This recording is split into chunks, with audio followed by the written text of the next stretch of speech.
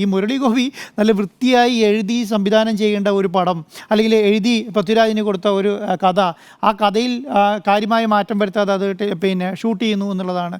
അപ്പം ആരുടെ ഈ പറയുന്ന കഥ വെട്ടുമ്പോൾ, അല്ലെങ്കിൽ ഈ പറയുന്ന ഷൂട്ട് ചെയ്ത് ടെലികാസ്റ്റ് ചെയ്യാൻ തുടങ്ങിയാലാണ് തിയേറ്ററിൽ പ്രദർശിപ്പിച്ചുകൊണ്ടിരിക്കുന്ന ഒരു സിനിമ, അതിൽ നിന്ന് 17 ഭാഗങ്ങൾ വെട്ടുമ്പോൾ അത് വെട്ടുന്നത് ശരിക്കും പൃഥ്വിരാജിൻ്റെ അല്ല, അത് വെട്ടുന്നത് മുരളി ഗോപിൻ്റെയാണ്. ഞാൻ ഇതിൻ്റെ അകത്ത് ഒരു ഒരു ഖേദപ്രകടനം പ്രതീക്ഷിക്കുന്നത് എന്ന് ആരുടെ അടുത്തുനിന്നാണ്?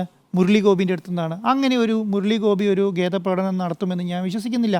അദ്ദേഹം അങ്ങനെ ഒരു ഖേദപ്രകടനം നടത്തുന്നുണ്ടെങ്കിൽ മാത്രം ഈ പറയുന്ന കഥയ്ക്ക് എന്തെങ്കിലും പ്രശ്നമുണ്ട് എന്ന് വിചാരിച്ചാൽ മതി. കാരണം ഒരു കഥയുണ്ടാക്കി ആ കഥ പിന്നെന്താണ് വിഷ്വൽ ആവിഷ്കാരം നടത്തുന്ന സമയത്ത് അതൊരു സിനിമയായി മാറുന്നത് അല്ലേ.